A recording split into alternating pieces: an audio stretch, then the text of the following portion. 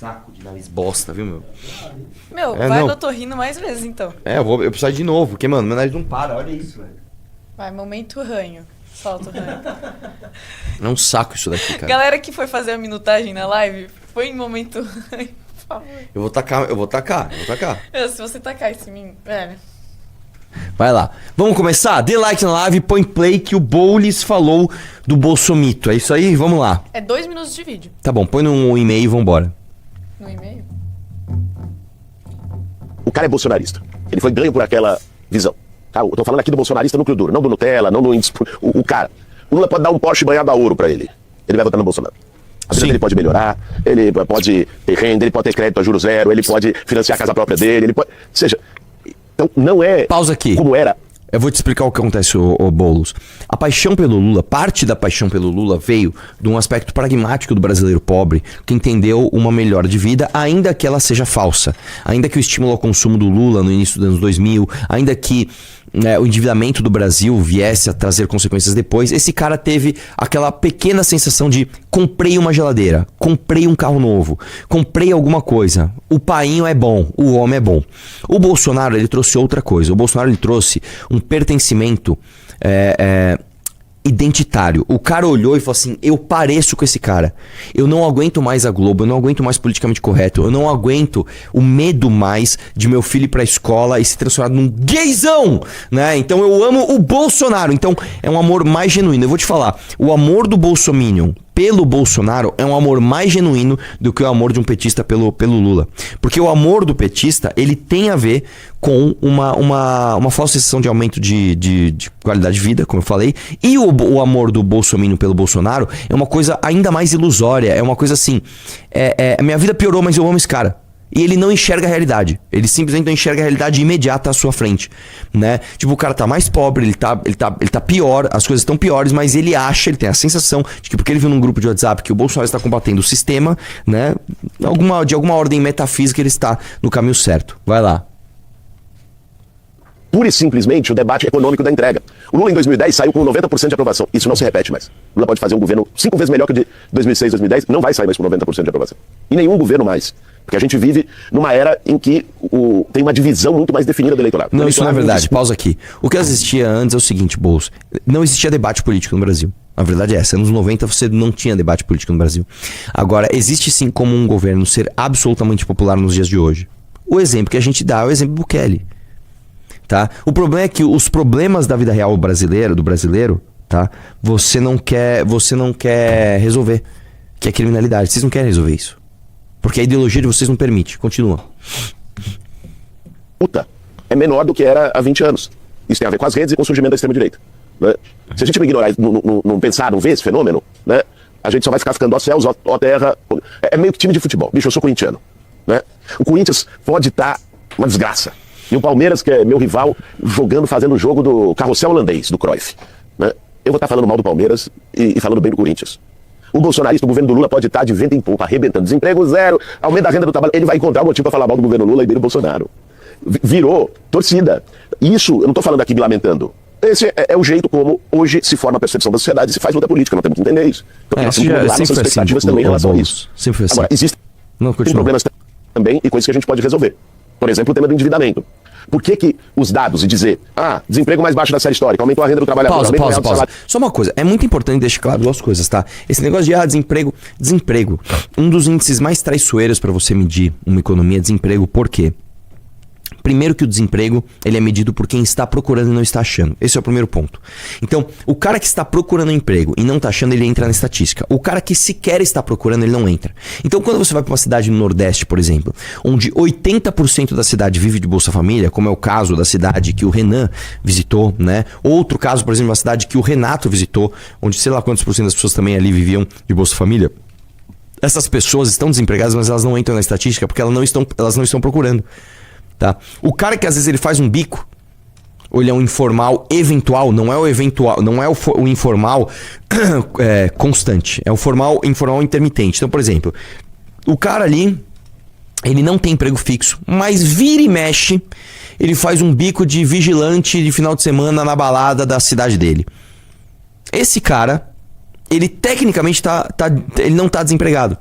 Mas ele não tem um emprego formal, ele não é um cara que tá lá trabalhando, gerando emprego, gerando imposto, gerando renda pra si próprio. Não, ele vive no auxílio do governo e eventualmente ele faz uma coisa. Tá procurando emprego? Não, minha vida tá boa assim. Esse cara tá fora da estatística. Esse é o primeiro ponto.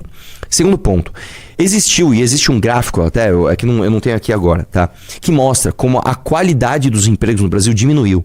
Ou seja, o cara que ganhava 8 mil, que ele era gerente, ele aceitou ser rebaixado para supervisor. O cara que é supervisor, ele aceitou ser rebaixado para um emprego de salário mínimo. Então as pessoas rebaixaram a qualidade dos empregos em que elas estão. Então tecnicamente elas não estão desempregadas, mas as coisas estão ruins. Sabe um dos aspectos que você pode ver se uma economia está boa ou ruim? Escuta só. Se o teu carro usado não está desvalorizando muito, a tua economia está ruim. Como assim? Você comprou um carro, aí você usou o carro, então ele está mais usado. O carro ficou obsoleto porque outros modelos surgiram, ele está com quilometragem, ele está mais velho, e quando você vai vender ele não desvalorizou tanto, às vezes ele até valorizou um pouquinho. Isso significa que a tua economia está ruim. É como está hoje. O Brasil hoje está assim. Eu vendi a minha Saveiro preta, que eu comprei ela em 2013, eu vendi ela pelo mesmo valor que eu comprei em 2013, cara. Uma Saveiro 13 anos mais velha. Por que isso aconteceu? Porque a economia tá ruim. Entendeu? Vai lá. Próximo. Próximo?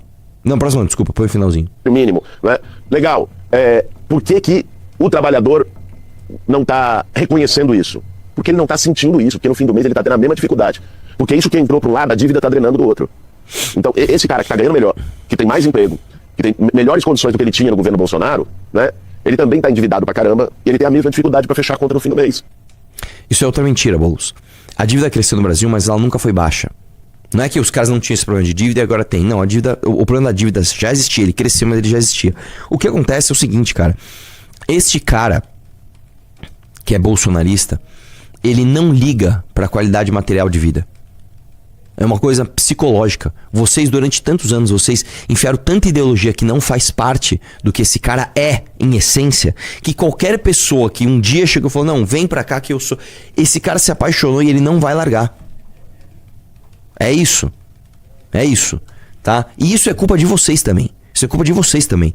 Porque durante muitos anos vocês tentaram enfiar a goela abaixo esse discurso de nós contra eles, negro contra branco, gay contra hétero, patrão contra empregado. E as pessoas não são assim. As pessoas não olham outra pessoa como inimigo. Ah, eu sou inimigo dele porque ele é heterossexual. Não. Ah, eu sou inimigo dele porque ele é meu patrão. Não, as pessoas não enxergam isso. Tá? Vai lá, próximo.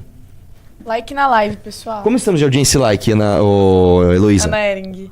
3.889 pessoas, 1.318 likes. Ô meu, vamos dar like aí, ó. São 11h50. Eu quero chegar no meio-dia, tá? Perto dos 5 mil. Vamos dar like que hoje a live tá importante. Tem coisa pra caramba pra falar. Vai lá, próximo. Custo dos itens básicos contribui para o endividamento das famílias. Ou seja, essa ideia do governo Lula que, o problema do endividamento, ele vem das bets. Ele faz parte. As bets fazem parte do problema de endividamento brasileiro. Só que o grosso do negócio não é disso. O custo dos itens básicos contribui para o endividamento das famílias. Os itens básicos estão muito caros, velho. Tá? Às vezes, como eu falei, às vezes é difícil você mensurar a inflação por item de cesta básica. Às vezes as pessoas não sentem, né, o tamanho do problema vendo a inflação no mercado. Por incrível que pareça, você pagar, sei lá, quanto tá hoje o quilo de café? 70, 80 reais um quilo de café? 1 quilo? 1 quilo de café. Meio quilo tá quanto? Acho que tá uns 30 conto. 1 quilo? Mas 80? É isso aí, é mais ou menos isso, não é? Se você comprar um café, sei lá, de 35, 40 reais meio quilo, 1 quilo deve estar por aí. 60, 70, 80 deve estar por aí, imagino eu, tá? Eu não compro café, mas deve ser isso, tá?